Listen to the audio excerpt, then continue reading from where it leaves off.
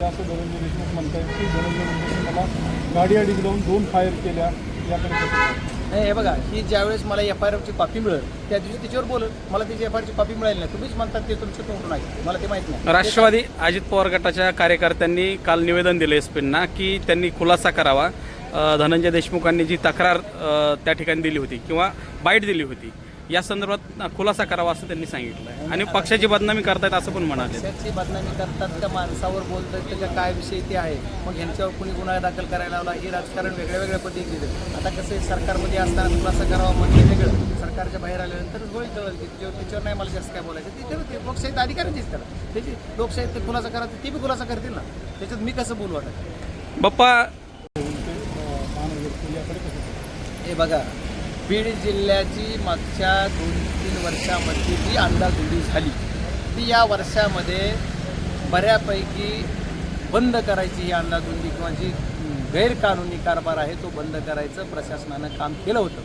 परत आणखी काही असले जी माडगुळ अधिकारी आहेत, हे अधिकारी विनाकारण कुठे गुन्हे दाखल करणार, म्हणजे आणखी बीड जिल्ह्यातली परिस्थिती पुन्हा बदलणार किंवा पुन्हा आणखी सेन्सिटिव्ह होणार. या बीड जिल्ह्यातली जी परिस्थिती ती काही पूर्ण चेतावणी राहायची का, सारखी पेटलंच राहायला पाहिजे जिल्हा. आता असं कुठे गुन्हे करणारा जो कुणी अधिकारी असेल, जर खोटा गुन्हा दाखल करत असेल, त्यांनी एखाद्या तपासात ठेवा. मी अर्ज दिला, माझ्यावर आता कुणी कुणी असं काही एखादं काय म्हणलं किंवा माझ्यावर कुणी अटॅक केला आहे, जर अटॅक केलं म्हणलं तर अटॅक झाल्याच्या नंतर माझा अर्ज घेऊन त्याच्यावर तपास करा ना. तुमची जबाबदारी काय, आला अर्ज केलं की तुम्ही नोंद करता, म्हणजे खोटे गुन्हे मग समोरच्या पार्टीचे काय करत नाही. मग आता तुमचे बरेच असे गोष्टी आहेत की ज्या पोलीस स्टेशनला सांगितलं तर 3-3 दिवस गुन्हे दायर करत नाही. एखादीचं डोकं फुटलं आहे, त्याचा पाय मोडला, हात मोडला आहे, तरीसुद्धा करत नाही. मग आता ही गुन्हे कसे करणार. जर एखादा अधिकारी बीड जिल्ह्यात परत एकदा अर्ज खोटा दिला तर एक खोटा दिला त्याच्यावर तर कारवाई काय करायची ती होईल. पण ज्या अधिकाऱ्याने नोंद केला त्याची सुद्धा त्याला निलंबन केलं पाहिजे पहिल्यांदा, आणि त्याचं निलंबनच नाही तर त्याची डी ओपन झाली पाहिजे आणि त्याला बडतर्फ करायसाठी सुद्धा ॲक्शन घेतली पाहिजे सरकारनं. आणि मुख्यमंत्र्यांना सुद्धा मी हे पत्र देणार आहे, परंतु उद्या मी आज DIGला पत्र देतो, मुख्यमंत्र्यांना देतो याच्या संदर्भात की बीड जिल्ह्यामध्ये खोटे गुन्हे दाखल करणाऱ्या अधिकाऱ्यावर कारवाई झाली पाहिजे, ही माझी मागणी. मात्र ज्यांनी हे गुन्हे दाखल केले त्यांच्यावर काही कारवाई झाली नाही. बघा, आम्ही समजा मी एखादा जर मला कुणी चोर म्हणलं तर मी समोरचा ही चोर आहे असं म्हणणार ना.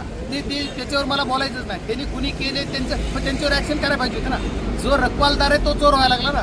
जर कुणी खोटा गुन्हा केला तर त्याच्यावर कारवाई करा ना तुम्ही. जर खोटा गुन्हा कुणी केला तर त्याच्यावर कारवाई तुम्ही ज्यावेळेस जोपर्यंत करणार नाही ते तोपर्यंत तुमच्या जिल्ह्यामध्ये होणारच नाही ना. मग खोटे गुन्हे तुम्ही नोंद करतात, FIR डायरेक्ट नोंद करा, रजिस्टर करता, ही चूक अधिकारीची नाही का, तुम्ही तपास करा ना. आता कुणी एखादा कुठलाही गुन्हा असेल, आता मी याला एक गुन्हा म्हणायचं नाही, जे की सेन्सिटिव्ह गुन्हे आहेत ते समजा तुमचं अट्रॅसिटी गुन्हा आहे, जी की तुमच्या विनयभंग आहे, जी की पोस्कोचा गुन्हा आहे, जे असे काही सेन्सिटिव्ह आहेत की जे की किंवा काय पहिलं 376 कलम होतं, जी की अशी बलात्काराची, असे जी काही गुन्हे आहेत या गुन्ह्याला तरी काळजीपूर्वक तपासून ॲडमिट केले पाहिजे. जे आता 307 आहे, 302 आहे. आता कुणी म्हणेल खासदाराने येऊन आम्हाला मारलं की तुम्ही त्याच्यावर गुन्हा दाखल करणार का लगेच, असा कुठल्या अधिकाऱ्याने करू नये. आणि कोण काय म्हणतं मला कळतच नाही. आता कुणी म्हणतं ह्याच्या रिव्हॉल्वर ह्याची काढली मला लावली, त्याची काढली मला लावली. आता जर आमचं संरक्षण करणाऱ्या गार्डचीच रिव्हॉल्वर आम्ही म्हणतो त्याचा विटनेस असला तो, आता ह्याच्यावर मला एकाची बाजू नाही कोणाची घ्यायची. विषय असा आहे की ह्या जर गोष्टी असतात तर खोटा गुन्हा करणाऱ्यावर तर कारवाई तुम्ही करा, त्याच्याबद्दल म्हणणंच नाही माझं.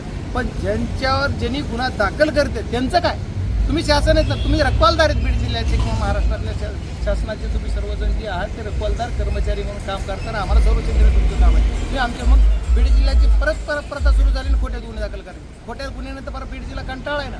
बीड जिल्ह्यामध्ये काय काय नाही झालं, एवढे अतिविषय झालेले आहेत, त्याच्यामुळे ही बीड जिल्ह्याची परंपरा जरा खंडित झाली. पण आता काय दादा गेल्यानंतर आणखी बोकाळतं काय असे संशय आला मला. मग त्याच्यानंतर आणखी कोणाचे मनसुबे काय काय व्हायचे ते होते का काय काय माहिती. धनंजय देशमुख